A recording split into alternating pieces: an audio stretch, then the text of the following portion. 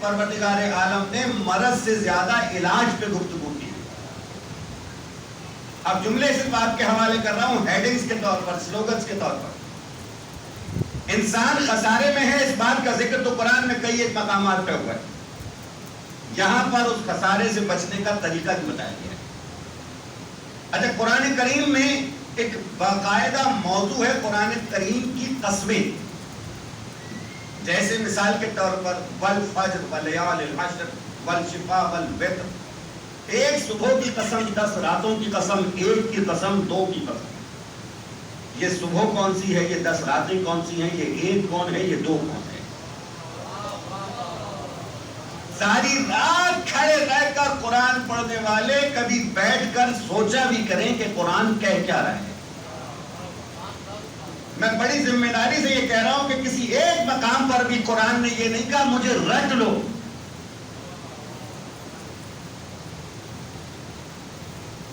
یہ نہیں کہا گیا ہے. حافظان قرآن ہمارے سر کا تاج ہے, خدا کی قسم. لیکن کسی ایک مقام پر بھی قرآن نے یہ نہیں کہا تم مجھے رٹتے کیوں نہیں. لیکن قرآن نے کم سے کم 69 مقامات پر یہ کہا ہے کہ تم غور کیوں نہیں کرتے, تم تفکر کیوں نہیں کرتے, تم تدبر کیوں نہیں کرتے. پوچھئے جا کر مفتی سے, مفسر سے, یہ والفجر کیا ہے, ولیال العشر کیا ہے, یہ والشفا کیا ہے, یہ والوتر کیا ہے. کبھی جا کے پوچھئے مفتی سے کہ یہ قرآن کیا کہتا ہے, لا اقسم بہذا البلد وانت حل بہذا البلد, میں نہیں کھاتا قسم اس شہر مکہ کی کہ اگر تمہارے قدم اس زمین پر نہ پڑے ہوتے. ووالدم وما ولد, ایک باپ کی قسم اور اس کے بیٹے کی قسم.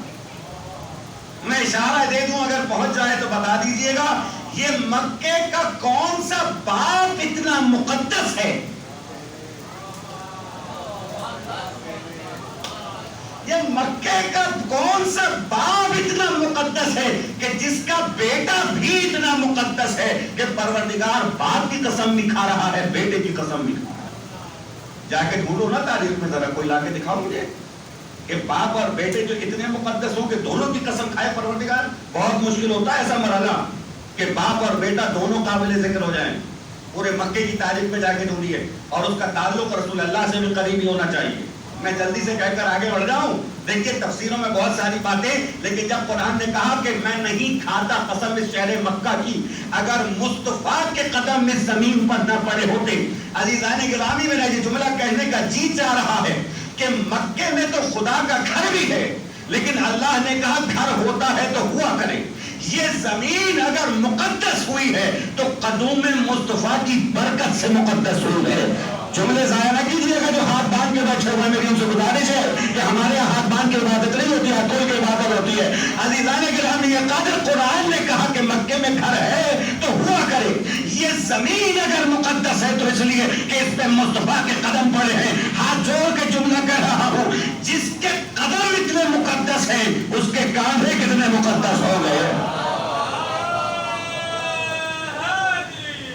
ابھی بھی ہاتھ باندھنے والوں کے لیے جملہ ہے, جس کے قدم اتنے مقدس ہیں اس کے کاندھے کتنے مقدس ہوں گے. پھر اس کے قدم کتنے مقدس ہوں گے جو ان کاندھوں پہ بھی بلند نظر آتا ہے.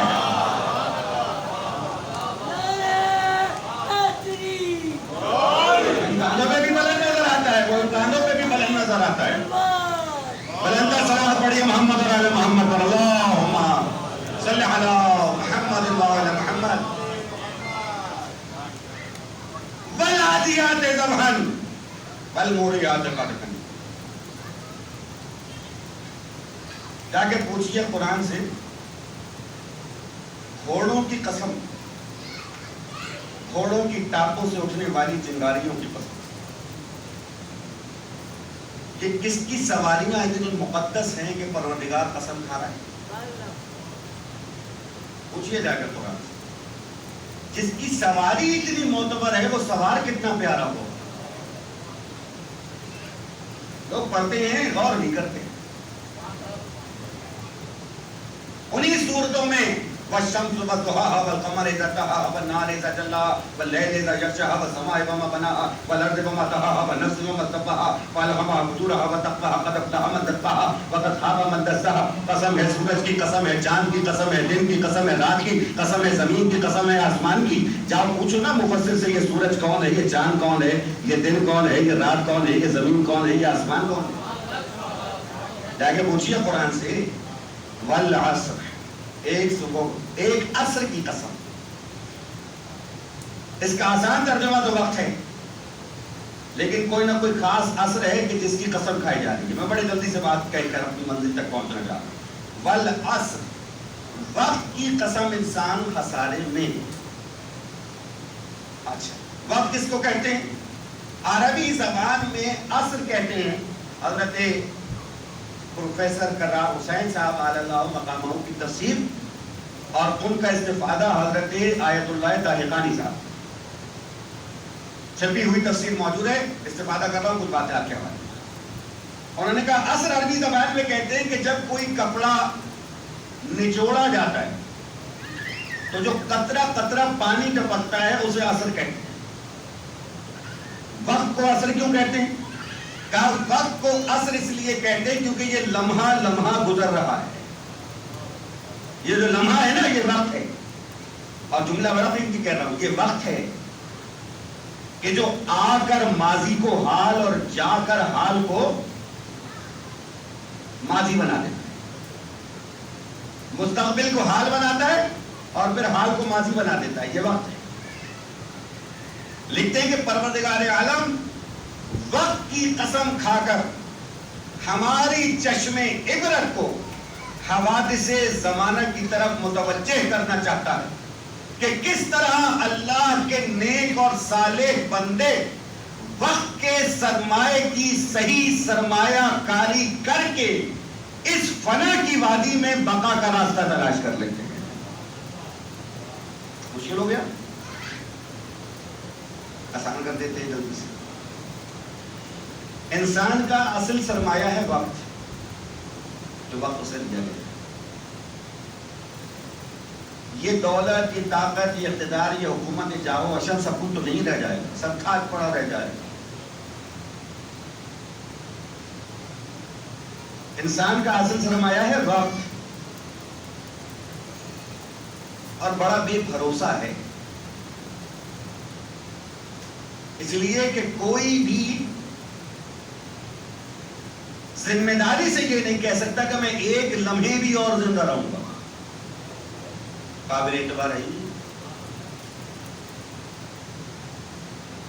اگر انسان کو اس کا یہ مزاج سمجھ میں آ جائے کہ کسی بھی وقت ختم ہو جائے گا تو انسان وقت مہیا کی قدر کرنا شروع کر دے گا. ہم تو سوئے ہوئے ہیں، نہیں معلوم کب جاگیں گے. یہ جو مجالس ہے نا، یہ اصل میں جگانے کی ایک کوشش ہے. ریمائنڈر کال، جاگ جائیے، یہ جگانے کی کوشش ہے، یہ ضمیر جھنجھوڑنے کی کوشش ہے، یہ شعور کو بیدار کرنے کی کوشش ہے. وہ شعور جو کہیں سویا ہوا ہے وہ جاگ جائے. انسان وقت کی قیمت کو سمجھے. کسی بھی وقت ختم ہو جائے گا. وقت کا مسئلہ یہی ہے، کسی بھی وقت ختم ہو جائے گا. وہ کہتے ہیں کہ امام راغب اصفہانی، یہ وہ والے امام نہیں ہے ظاہر ہے کہ جو امام منصوص باللہ ہیں، یعنی اللہ کی طرف سے ہیں، امام راغب اصفہانی اور امام فخر الدین رازی ان سے استفادہ کرتے ہوئے انہوں نے وقت کو واضح کیا. کہا دیکھو بھائی، انسان کی زندگی میں وقت کی مثال ایسے ہے کہ ایک برف فروش اپنے سر پہ برف رکھے ہوئے یہ صدا دیتا ہوا جا رہا ہے، اے لوگوں اس شخص کے حال پر رحم کھاؤ جس کا سرمایہ پگھلا جا رہا ہے. اس کا سرمایہ پگھلا جا رہا ہے. اللہ اکبر. کیا مطلب ہوا اس بات کا؟ مطلب یہ ہوگا اس بات کا، اس وقت تو ویسے بھی برف کا ذکر اچھا لگ رہا ہے. کیا مطلب ہے اس بات کا؟ مطلب یہ ہے کہ اگر برف فروخت ہو گئی، بک گئی، تو اس کے لیے کارآمد ہے. لیکن اگر اس کے لیے فروخت نہیں ہو سکی تو اس کے لیے کارآمد نہیں ہے. اس کو اسٹور نہیں کیا جا سکتا کہ اگر آج بکے تو صحیح ہے ورنہ پھر کل بیچ دیں گے، پرسوں بیچ دیں. نہیں، وہ تو کھل جائے گی، وہ ختم ہو جائے گی، اس کو اسٹور نہیں کیا جا سکتا۔ کہا وقت کی مثال بھی بالکل ایسا ہی ہے، اگر تم نے اپنی زندگی کے وقت کو اللہ کی مرضی کے حصول کے لیے استعمال کر لیا تو کارآمد ہو گیا، اور اگر نہیں کیا تو ضائع ہو جائے گا، اسے اسٹور نہیں کیا جا سکتا۔ میں سمجھوں کہ میں اسے کہیں محفوظ کر لوں گا اور پھر کسی وقت پہ آ کے اس کو استعمال کر لوں گا، نہیں، ہر لمحہ جو پروردگار نے تمہیں دیا ہے اس لمحے کو استعمال کرنا ہے اللہ کی مرضی کے حصول کے لیے، اور جس کسی نے اپنی زندگی کو اللہ کی مرضی کے حصول کے لیے استعمال کیا وہ کامیاب ہوا۔ یہاں تو وقت گزر رہا ہے، وقت کو آپ روک نہیں سکتے، کون روک سکتا ہے وقت؟ بس ایک جملہ میں نے کہہ دیا ہے، یہاں سے ایک فضائل کا ایک نقطہ نکلتا ہے، بس وقت جس شے پر سے گزر جائے اسے کوہنا کر دیتا ہے، پوسیدہ کر دیتا ہے۔ کوئی ہے ایسا جو اپنی جوانی روک سکے؟ کوئی ہے ایسا جو اپنا اقتدار روک سکے؟ کوئی ہے ایسا جو اپنا عروج روک سکے؟ دنیا میں بڑے بڑے بادشاہ گزرے جن کی بادشاہت کو دیکھنے والے دیکھ کے یہ کہتے تھے کہ ان کی بادشاہت بھی کبھی ختم ہوگی، آج ان کا ذکر کھنڈرات میں بھی نہیں ہے۔ کوئی ہے جو روک سکے؟ عزیزان میں ایک بڑا خوبصورت جملہ کہہ رہا ہوں، اگرچہ کہ میں بڑی دیر اس جملے پر بات کر سکتا ہوں، لیکن ایک بڑی جلدی سے ایک جملہ کہہ رہا ہوں کہ وقت کون روک سکتا ہے؟ کوئی نہیں روک سکتا الا اس کے جسے اللہ نے اپنی حجت قرار دیا۔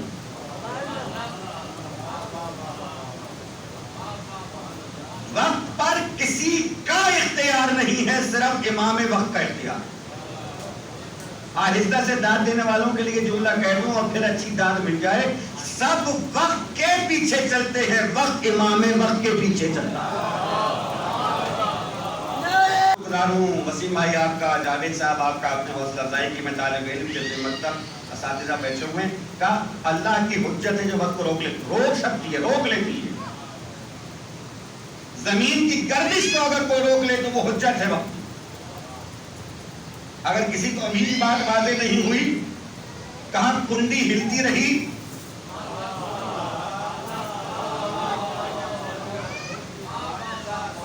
کنڈی ہلتی رہی، بستر گرم رہا، پانی گرم رہا، ساتوں آسمان کی سیر ہو گئی، سب کچھ دکھا دیا گیا، واپسی بھی ہو گئی۔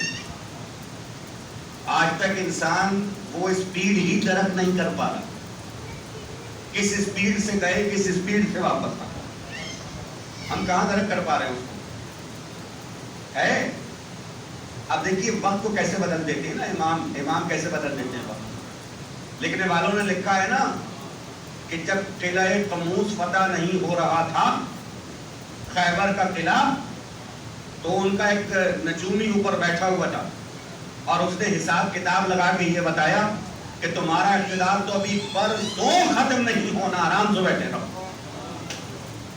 اچانک جب ایک آنے والے نے آ کے پتھر پہ علم گاڑا،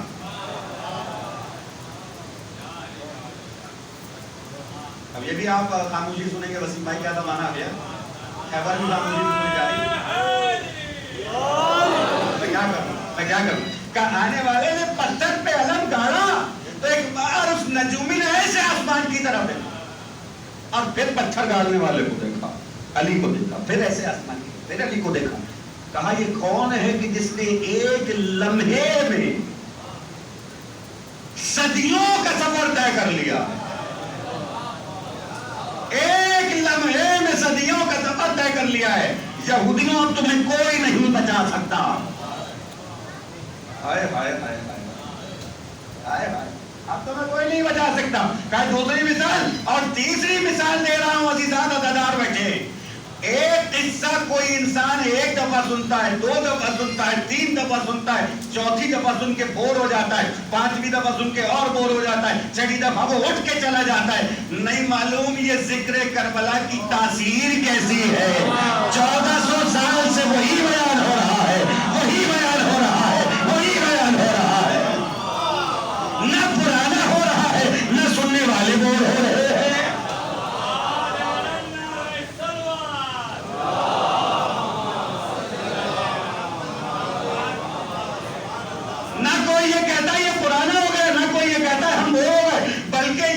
معجزہ ہے. دنیا کے مجمع جمع کرنے والے یہ کہتے ہم یہ بھی دیں گے, یہ بھی دیں گے, یہ بھی دیں گے, تو بھی مجمع جمع نہیں ہوتا. یہاں محرم کا چاند نمودار ہوا, مجمع جمع ہونا شروع ہو گیا. جان کا خطرہ ہے, جان جاتی ہے تو جائے. یہ کون سی کشش ہے جو تمہیں لے کے آ رہی ہے؟ کب سے کربلا سن رہے ہو؟ وہی کربلا تو ہے. اور کیا ہے؟ وہی فجر سے عصر تک کا وقت ہے, وہی سب کچھ تو ہے. تو اور کیا ہے؟ وہی سن رہے ہیں. لیکن جب بیان ہوتا ہے کوئی نہ کوئی نئی بات آ جاتی ہے. جب بیان ہوتا ہے ایمان تازہ ہو جاتا ہے. یہ معجزہ یا قرآن ثابت کا ہے یا قرآن ناطق کا؟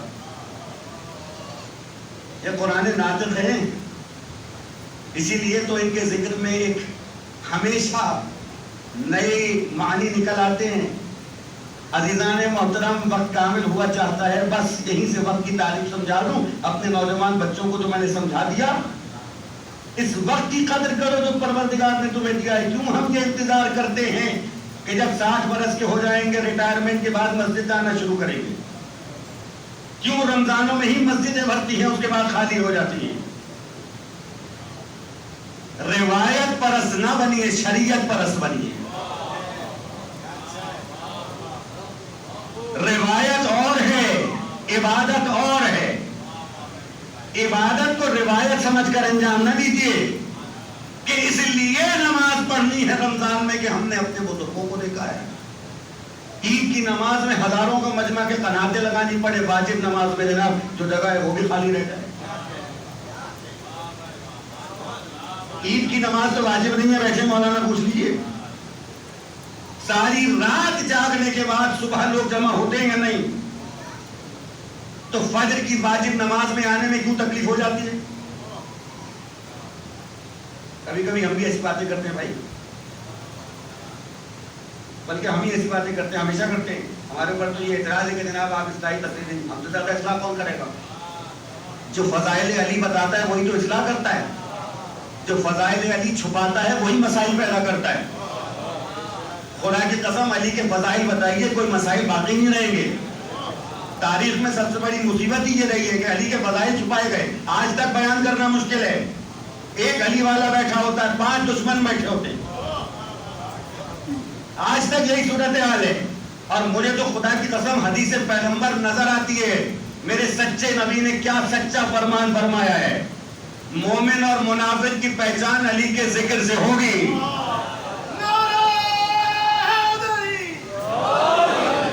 مومن اور منافق کی پہچان علی کے ذکر سے ہوگی. علی کا ذکر چھیڑ دیا کرو, میں نے نہیں کہا, صحابہ نے کہا ہے. بعد پیغمبر جب جاننا ہوتا تھا کون مومن ہے کون منافق ہے تو ہم ذکر علی چھیڑ دیتے تھے اور اس کے بعد چہرہ دیکھتے تھے.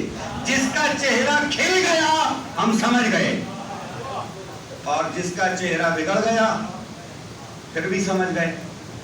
تو والد مرحوم کے 4 میں سے سن لیجئے. جاوید منظر صاحب سے خصوصی داد چاہوں گا. بابا کہتے ہیں اسلام کی روح عملی کہتے ہیں, اسلام کی روح عملی کہتے ہیں, آئینہ نور ازلی کہتے ہیں. مومن جہاں ہوتا ہے منافق سے جدا, اس حق کی کسوٹی کو ولی کہتے ہیں. اس حق کی کسوٹی کو ولی کہتے ہیں. کیسے ہی بھرپور صلوات پڑھ دیں محمد و آل محمد. سلامت رہیے آپ, سلامت رہیے آپ. بس آخری منزل تک میں آ گیا. رمضان گزرا, شہادت گزری میرے مولا. فوزتو برب الکعبہ, رب کعبہ کی قسم میں کامیاب ہو گیا. رونے کا جملہ ہے, بالکل رونا ہے جملے پر, مگر ایک طالب علم کی حیثیت سے یہ سوال کرنے کا حق میں رکھتا ہوں کہ میرے مولا علی ولادت سے لے کر شہادت تک ہر لمحے پر یہ اعلان کر سکتے تھے میں کامیاب ہو گیا. بتائیے صحیح کہہ رہا ہوں یا غلط؟ کعبے میں پیدا ہوئے میں کامیاب ہو گیا. شب ہجرت رسول کے بستر پہ سو گئے میں کامیاب ہو گیا. بدر میں علم ملا میں کامیاب ہو گیا. خندق میں احد میں لافتہ کی سند ملی میں کامیاب ہو گیا. خندق میں کل ایمان ہونے کی سند ملی میں کامیاب ہو گیا. خیبر میں کہا اللہ اور اس کے رسول کا محب جا رہا ہے، اس کا محبوب جا رہا ہے، رجل جا رہا ہے، کرار جا رہا ہے، غیر فرار جا رہا ہے، اللہ اس کے ہاتھ پہ پتہ دے گا وہ جا رہا ہے، تو جاتے ہوئے اعلان کرنا چاہیے تھا نا میں کامیاب ہو گیا۔ صلح حدیبیہ کے موقع پہ قلم علی کے ہاتھ میں کامیاب ہو گیا۔ فتح مکہ کے موقع پر دوش پیغمبر پر میں کامیاب ہو گیا۔ مباہلے میں نفس رسول میں کامیاب ہو گیا۔ غدیر میں من کن تو مولا ہو فہذا علی مولا ہو میں کامیاب ہو گیا۔ یہ تو میں نے بہت موٹی موٹی کچھ باتیں آپ کو بتائی ہیں تاریخ سے۔ ہر موقع پر علی اعلان کر سکتے تھے نا میں کامیاب ہو گیا، نہیں کیا اعلان۔ کب کیا اعلان؟ جب تلوار سے سر شکافتہ ہو گیا، زخمی ہو گیا۔ دست ادب جوڑ کر تاریخ کے ایک طالب علم کی حیثیت سے کہتا ہوں، اگر یہ اعلان ابن ملجم نے کیا ہوتا خدا کی لعنتیں ہوں اس پر اور اس کے بھیجنے والوں پر، جو کوئی سازش میں شریک رہا سب پر لعنت ہو۔ وہ تو کرائے کا قاتل تھا، جس کسی نے بھی بھیجا اس پہ لعنت۔ اگر اس روز وہ یہ کہتا میں کامیاب ہو گیا تو ایک عام آدمی کی حیثیت سے میری سمجھ میں آ جاتی بات۔ کیوں؟ اس لیے کہ وہ آیا تھا اس مقصد کے لیے کہ علی کو شہید کرے، اور اس نے تلوار مار دی۔ عجیب بات یہ ہے کہ اس نے اعلان نہیں کیا، اعلان کیا علی نے کہ میں کامیاب ہوں۔ یا علی آج آپ کا اعلان کیوں کہ میں کامیاب ہو گیا؟ آخری بات کہہ رہا ہوں، پوری تقریر والا وقت پہ تقریر کی ہے، وقت ختم کر رہا ہوں۔ کہا سنو، بات یہ ہے کہ جب تک امتحان باقی رہتا ہے کامیابی کا اعلان نہیں کیا جاتا ہے۔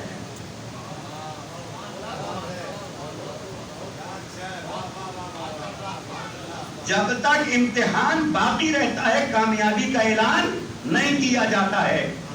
آج جب میرے سر پہ ضربت لگ گئی اور مجھے معلوم ہے کہ جو وقت مجھے دیا گیا تھا وہ کامل ہو گیا، تو میں یہ قسم کھا رہا ہوں کہ میں کامیاب ہوا، اس لیے کہ میں علی وہ ہوں کہ جس نے اپنی زندگی کا ایک لمحہ بھی اپنے لیے نہیں گزارا ہے۔ آہستہ سے داد دینے والے میرے ساتھ سلوک کر رہے ہیں، میں جملہ بڑا اچھا کہہ رہا ہوں۔ کہا میں علی وہ ہوں جس نے اپنی زندگی کا ایک لمحہ بھی اپنے لیے نہیں گزارا ہے۔ میں راتوں کو جاگ کے نماز پڑھا کرتا تھا تو اللہ کے لیے، شب ہجرت رسول کے بستر پہ سو گیا تو اللہ کے لیے، میں میدان جنگ میں دشمن کو قتل کیا کرتا تھا تو اللہ کے لیے، اور میں دشمن کے سینے پہ چڑھ کے اتر گیا تو اللہ کے لیے۔ میرا کوئی عمل لا کے دکھاؤ جو میرے لیے ہو۔ میں نے حکومت کو ٹھوکر ماری تو اللہ کے لیے، میں نے حکومت کو قبول کیا تو اللہ کے لیے، میں نے کسی کو دوست رکھا ہے تو اللہ کے لیے، میں نے کسی کو دشمن رکھا ہے تو اللہ کے لیے۔ اب میں جا رہا ہوں تو یہ کامیابی کا اعلان کر، آپ لوگ پڑھتے ہیں نا انی سلم لمن صالحهم وحرب لمن حاربهم، آپ امام وقت سے یہ وعدہ کرتے ہیں میں اس سے صلح کروں گا جس سے آپ نے صلح کی، میں اس سے جنگ کروں گا جس سے آپ نے جنگ کی۔ یہ ہے میرا ایمان، یہ ہے میرا عقیدہ۔ علی یہ اعلان کر کے جا رہے ہیں، میں نے ہر کسی اس شخص کو دوست رکھا جس میں اللہ کی خوشنودی تھی، اور میں اس کو رضی اللہ کہہ نہیں سکتا جس سے اللہ ناراض ہو۔ اور ہمارے پاس کوئی اور میزان ہے ہی نہیں، صرف ایک یہی میزان ہے، ولایت علی ابن ابی طالب، جس سے علی راضی ہوں گے ہم اسے ہی رضی اللہ مانیں۔ یہی کامیابی کی میزان ہے جو حسین لے کے کربلا ہے۔ میرا اللہ مجھ سے راضی ہے تو میں کامیاب ہوں۔ حسین کہتے ہیں کہ اگر ساری دنیا تمہیں مل جائے اور اللہ ناراض ہو جائے تو تم نے سب کچھ کھو دیا، اور اگر ساری دنیا تم سے چلی جائے لیکن تمہارا رب تم سے راضی ہو جائے تو تم نے سب کچھ پا لیا۔ رب کو راضی کرنا ہے، اس رب کو راضی کرنا ہے۔ اس رب کو راضی کرنے کے لیے تو حسین کربلا آئے، کہنے والے نے کہا اگر حکومت کے لیے آتے تو حکومت کی باغ ڈور حسین کے ہاتھوں میں نہیں حسین کے قدموں میں ہوتی. لیکن کمال حسین ابن علی ہے کہ لشکر جمع کرنے کے بجائے جو ساتھ ہیں ان سے یہ کہہ رہے ہیں کہ تم چلے جاؤ. کمال حسین ابن علی ہے. مکے سے لے کر آپ نے خطبات دینے شروع کیے ہیں. مدینے سے آپ خطبات دیتے ہوئے آ رہے ہیں. مکے میں آپ پہنچے 5 ماہ آپ کا قیام رہا ہے. آپ مسلسل لوگوں کو یہ خطبات دے رہے ہیں میں کسی حکومت کے قیام کے لیے نہیں جا رہا ہوں. جسے موت کی تمنا ہو وہ میرے ساتھ چلے. بہت سارے لوگ جو اس لیے ساتھ ہو گئے تھے انہوں نے ساتھ چھوڑ بھی دیا. یہ کیوں کیا حسین نے؟ اس لیے کیا تاکہ لشکر پاک ہوتا چلا جائے.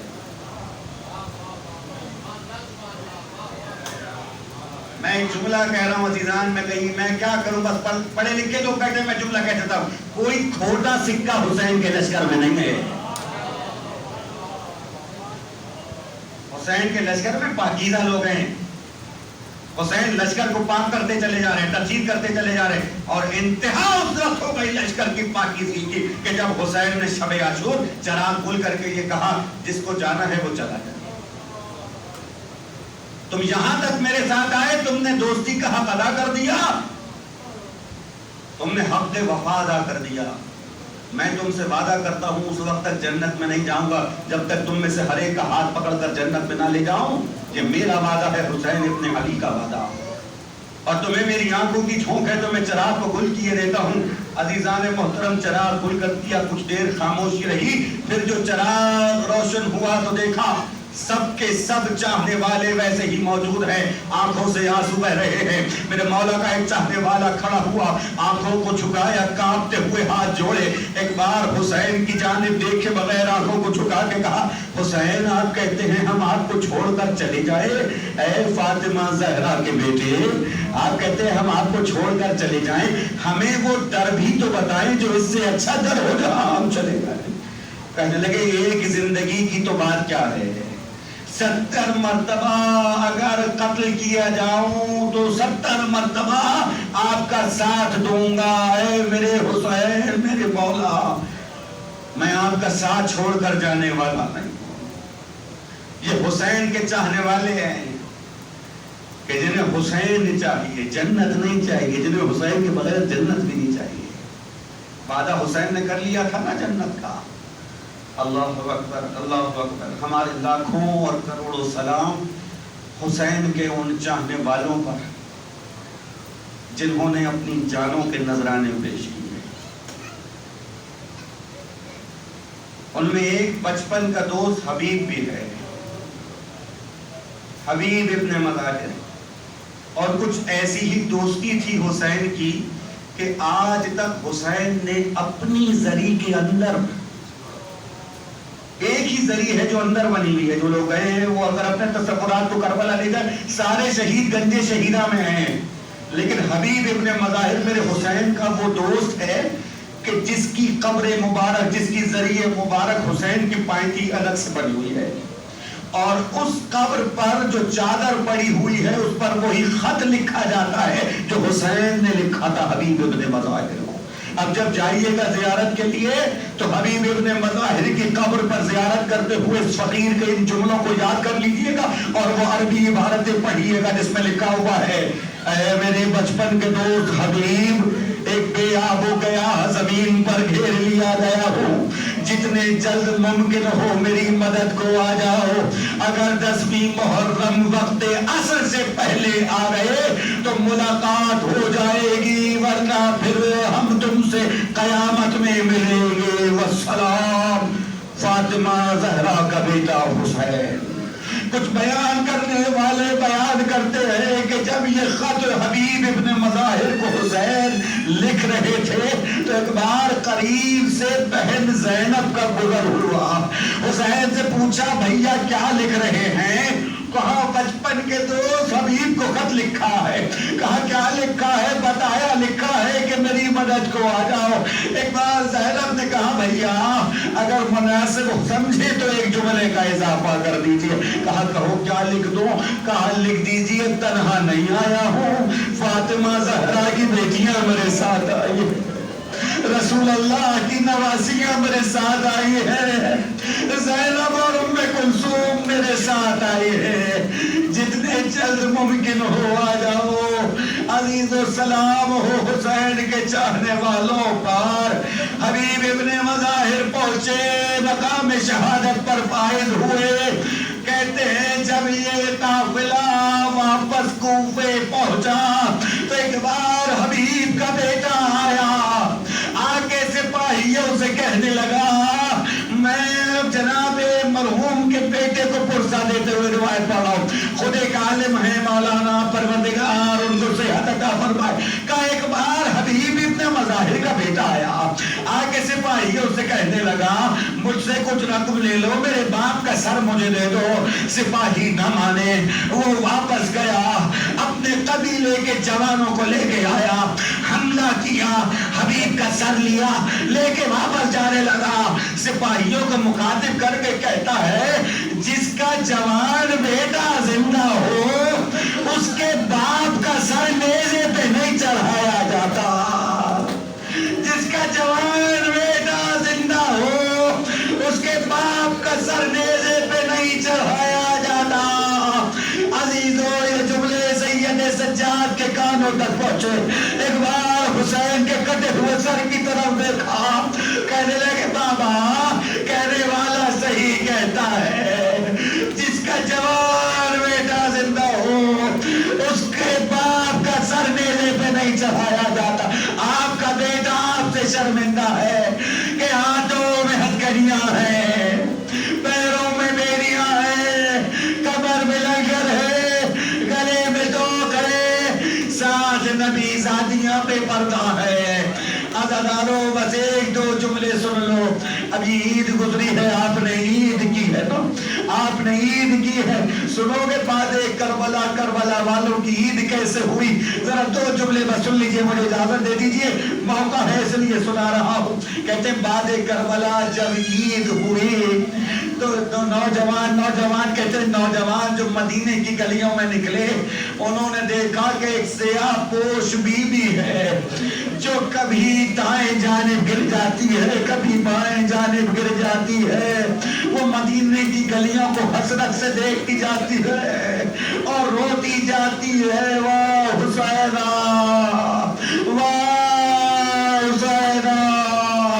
پوچھا یہ کون ہے، بتایا گیا یہ علی اکبر کی ماں جناب ام لیلا مدینے کی گلیوں میں جوانوں کو عید ملتے دیکھتی ہے تو کریے جوان علی اکبر کو یاد کر۔